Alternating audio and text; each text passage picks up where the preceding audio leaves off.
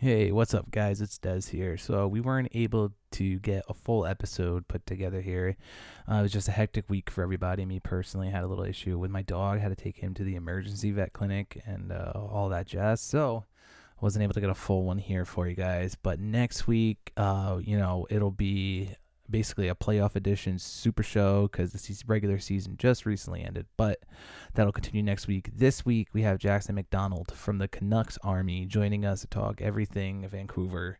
What can we expect next season? Talking about the Sedin's retirement, all that great stuff. A little bit of Fire AV. So hey, stay tuned. Here we go. 5, 4, 3, 2, 1. Around the board.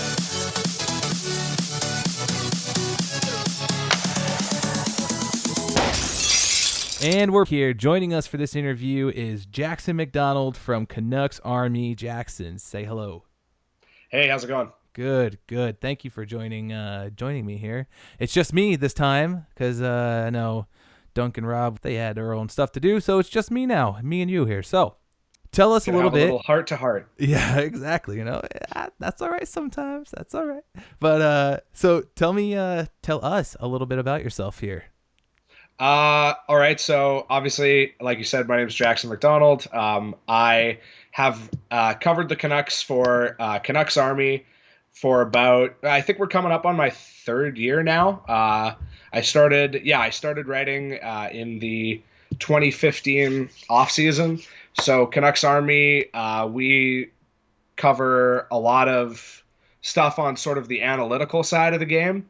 I am, compared to a lot of my peers, a total Neanderthal when it comes to that stuff. I definitely use stats. I would definitely say like I am more stats savvy than the average person, but I'm not one. I don't have a model, like some of the other guys at the site have or anything like that. But yeah, we generally kind of tend to cover the Canucks from a sort of numbers, very, very numbers heavy sort of slant. But we also, we like to do some fun stuff as well. Some more humorous takes on the stuff on the lighter side. And that's pretty much what we do. So when you're talking about the stats side, do you guys have people that get deep into the analytical side of things? Absolutely. Yeah. I will say, like, what I would say Canucks Army's biggest claim to fame is that we have our own in-house prospect evaluation metric, which is you could call it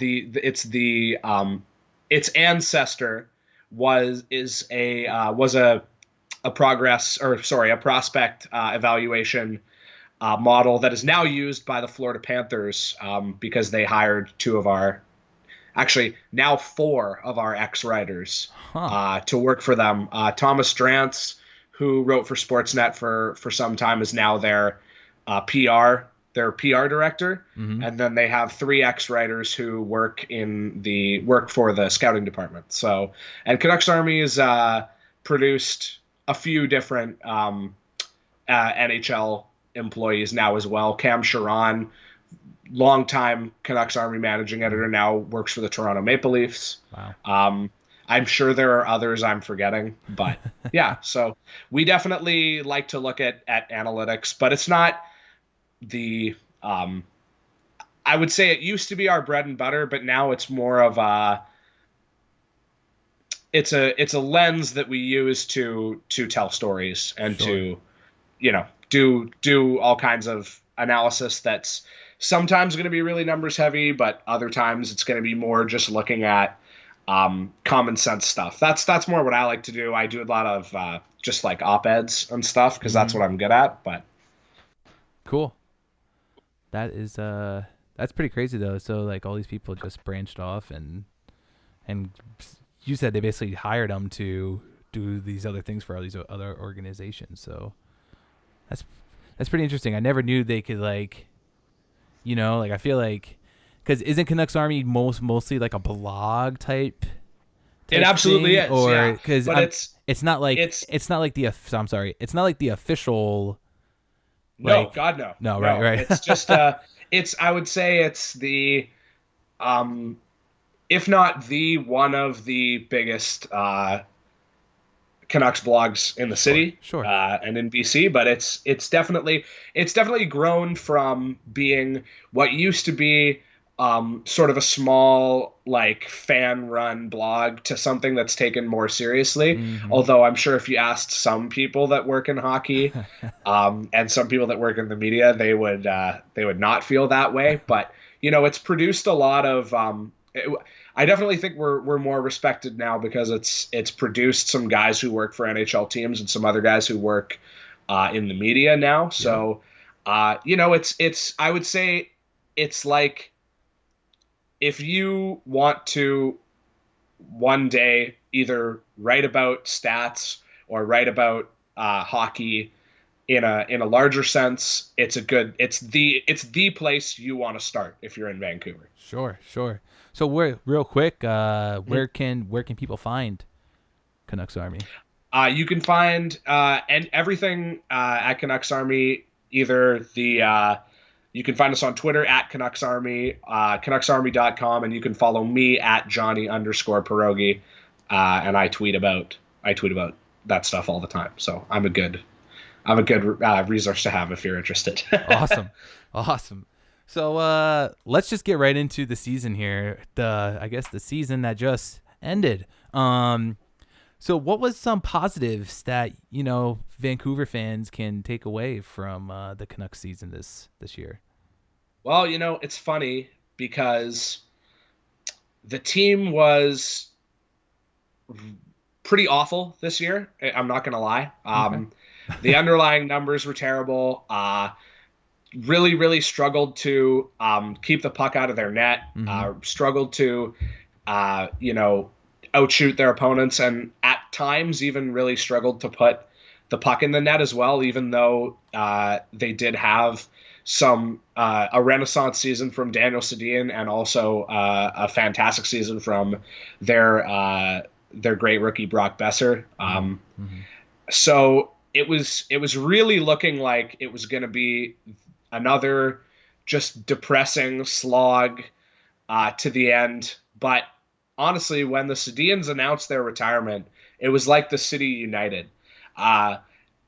If you're like me and you can never get off your phone and you're checking Twitter obsessively, the weeks leading up to the end of the season were it was like just an absolute dogfight between people that wanted the team to completely tank and lose out the season so that they could get in a better draft Yep, position, sure. and the kinds of people that think that you're not a real fan if you do that, which I think is kind of silly. But but then when the Sedins announced their retirement, it was just like everybody just wanted to see them go out with a bang. Sure. And they absolutely did. Oh, they so I would totally say did.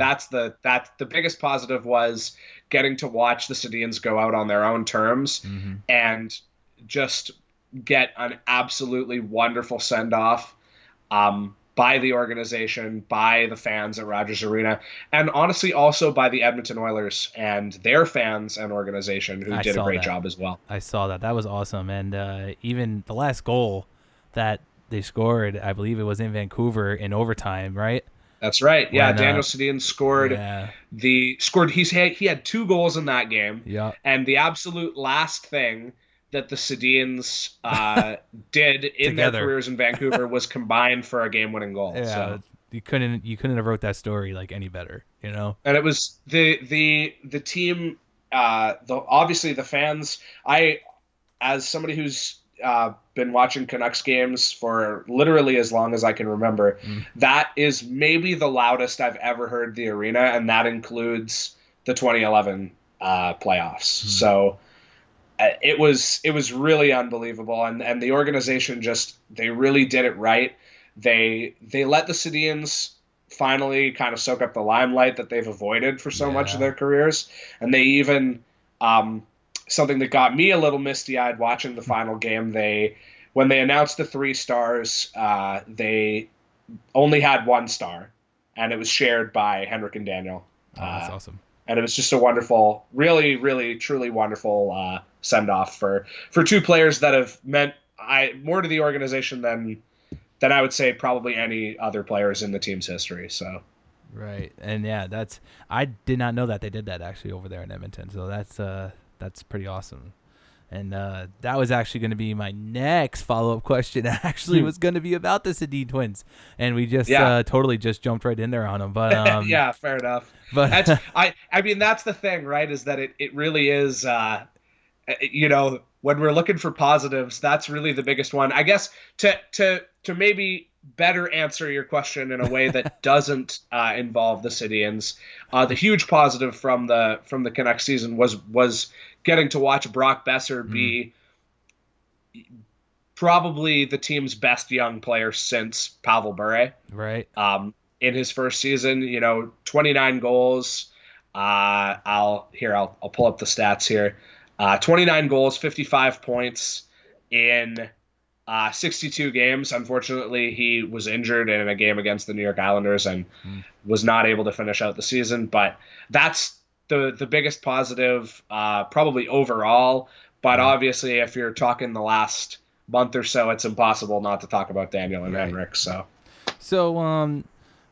because of their tough season that they've had, so to say, what do they have to do next season? Like what do they have to acquire, whether it be defense, the forwards up front? I mean, losing Daniel and Henrik obviously is going to be that's going to be irreplaceable, I think, right now. But I mean, what do you think they have to acquire to come back to have a better year next season?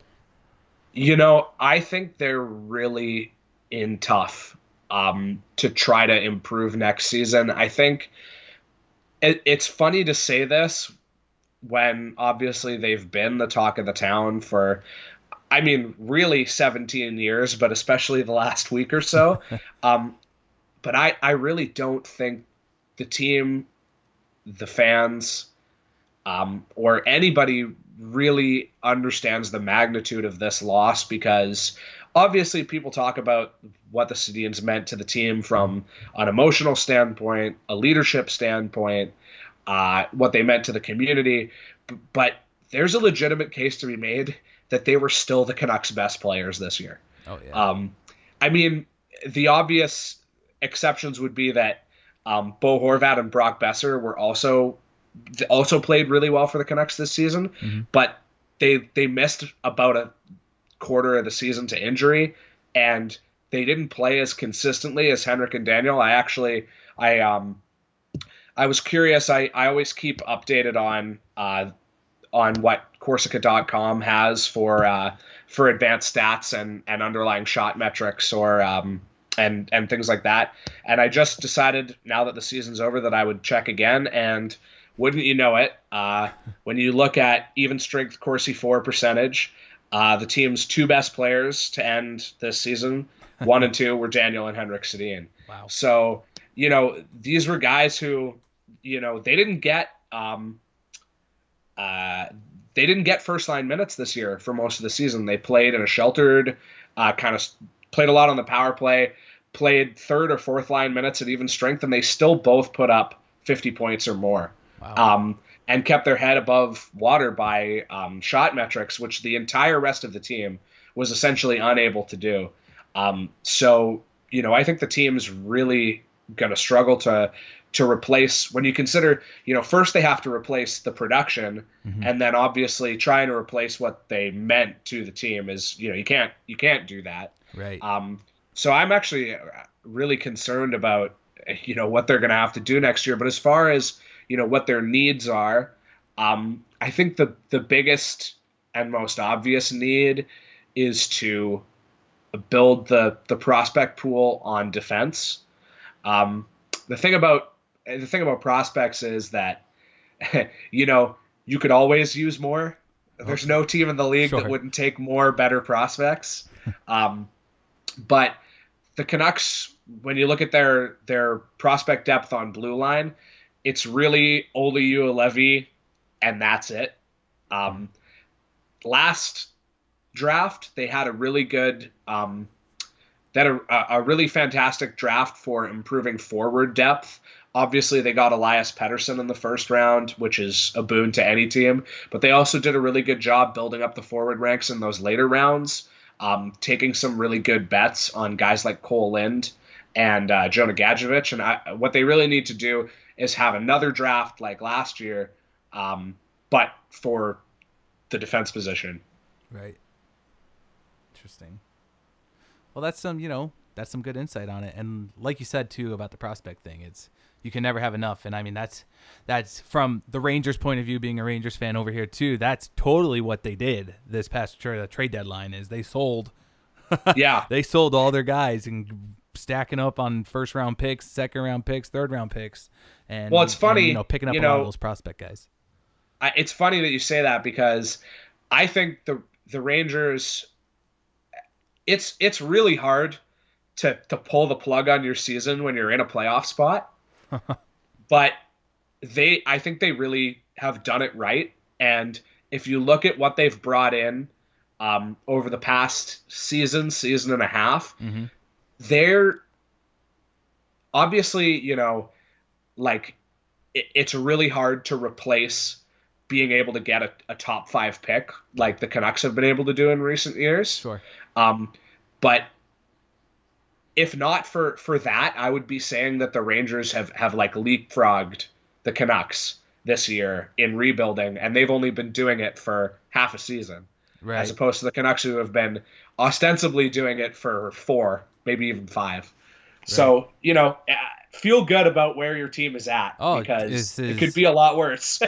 No, totally. And then and like I was telling everybody, this is the most excited I've been for them, even though, their season has ended and they're not in the playoffs, and, they've broke their stretch of I think it was 11 or 12 seasons now, constantly making the playoffs. But this is the most excited I've been for them in a while, because I know good things are happening.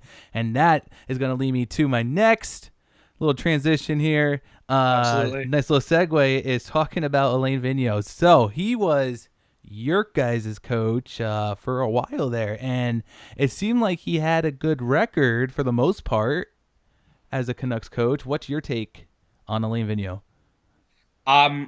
Well, there's kind of two things that you have to talk about when you talk about Alain Vigneault. I think the first thing is that when Alain Vigneault broke into the league I shouldn't say when he broke into the league, because he had a lot of experience coaching, especially assistant coaching for Montreal. He worked for the Montreal organization and also for the Senators organization for a while. Yep. But as sort of a head coach with name brand recognition, he really broke out with the Canucks. Obviously, won a Jack Adams. And multiple President's trophies too, I think. And right? 2 back-to-back President's trophies with the Vancouver Canucks. And he was very maligned at the time that he was fired. But I think it's the most important thing to take away from Alain Vigneault when you're looking at the body of work is that he was a guy who was ahead of his time. Sure. He did a lot of things in Vancouver that were very progressive. Things like really aggressively starting your best players in the offensive zone matching really, really, really hard. Things like focusing on high percentage plays. And he did a really good job in Vancouver for a long time. But the second thing, as I'm sure you are familiar with following the Rangers organization, is a lot of questionable lineup decisions, which I couldn't agree with you more. Yeah, and the thing about that is that every coach in the league drives their fans nuts with that. It's really important to keep that in mind. Right. Every coach makes bad lineup decisions. This is a thing that the managing editor at Canucks Army brings up all the time is, even Mike Babcock loves Roman Polak, or whatever.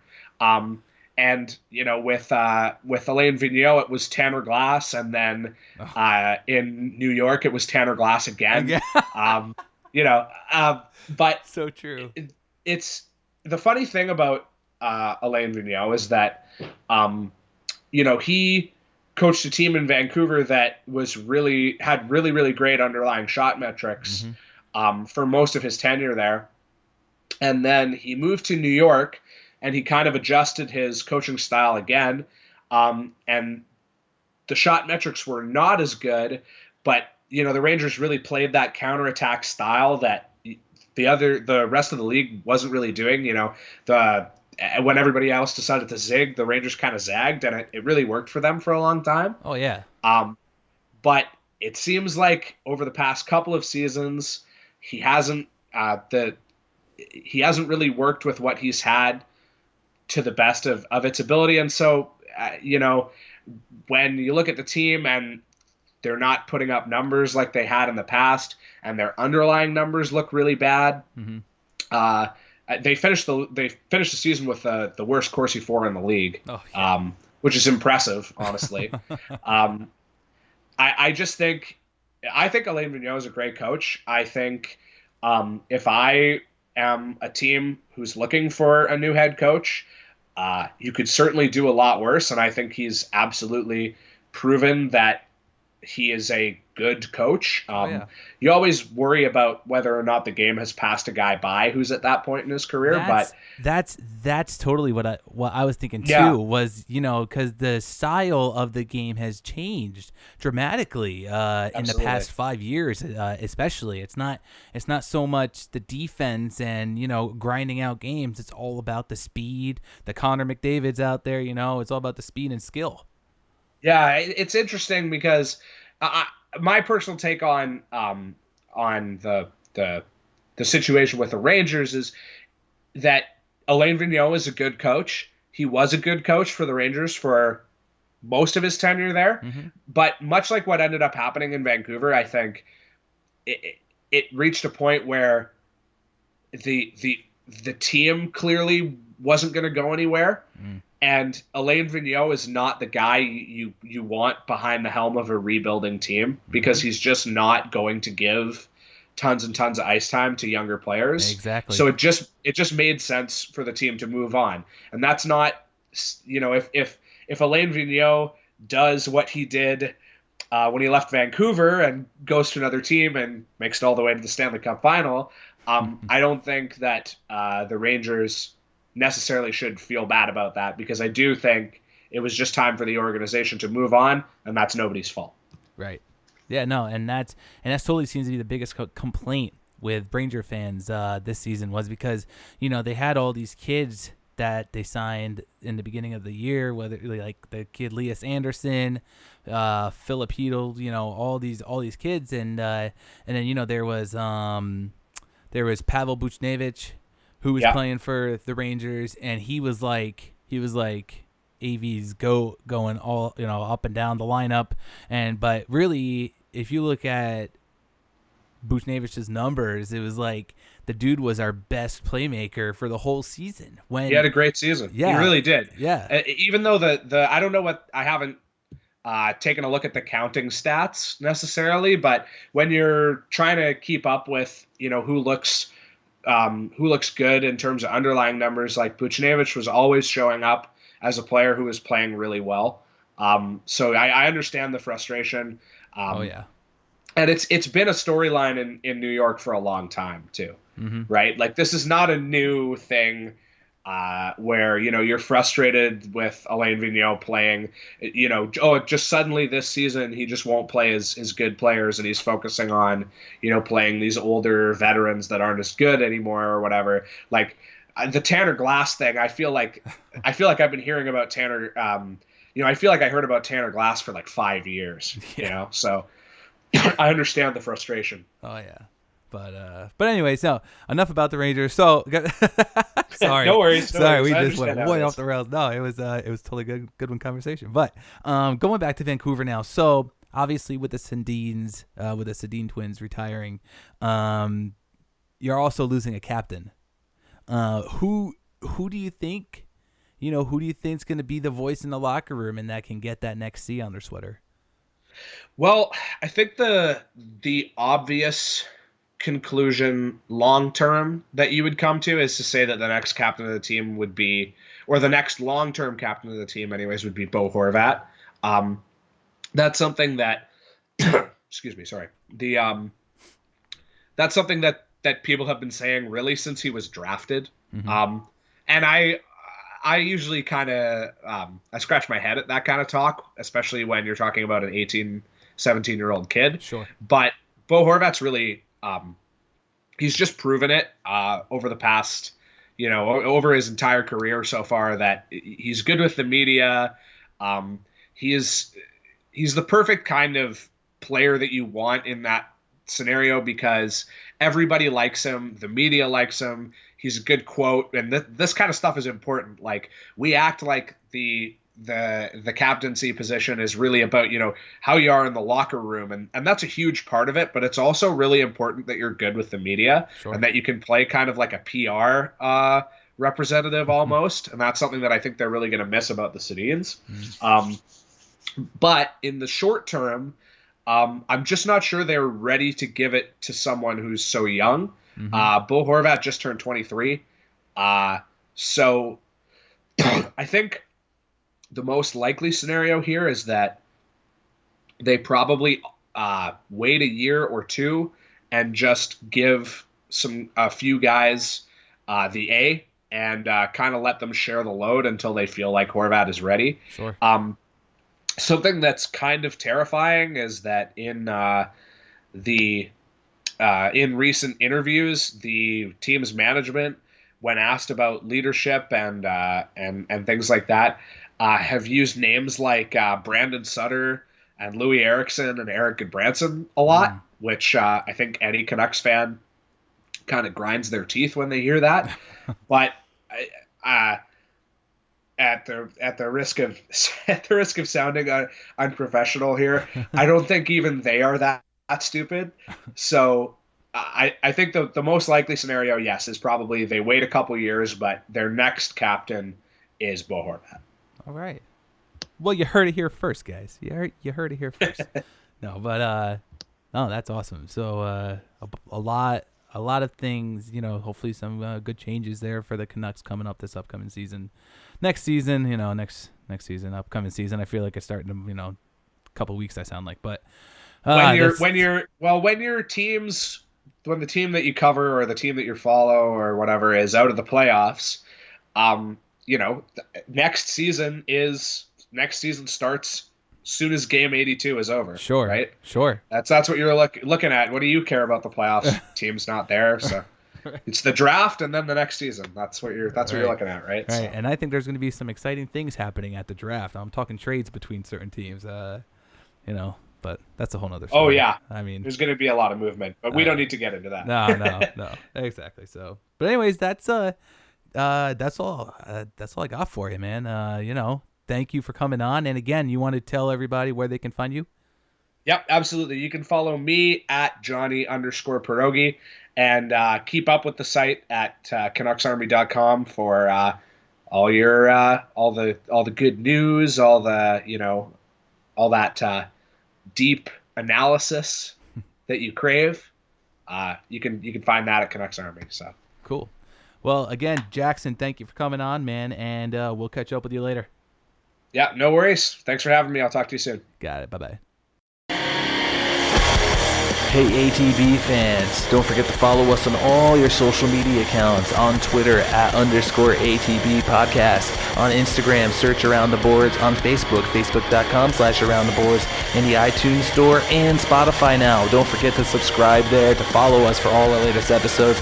Also check us out on our Libsyn page at aroundtheboards.libsyn.com. We'll see you next week, hockey fans.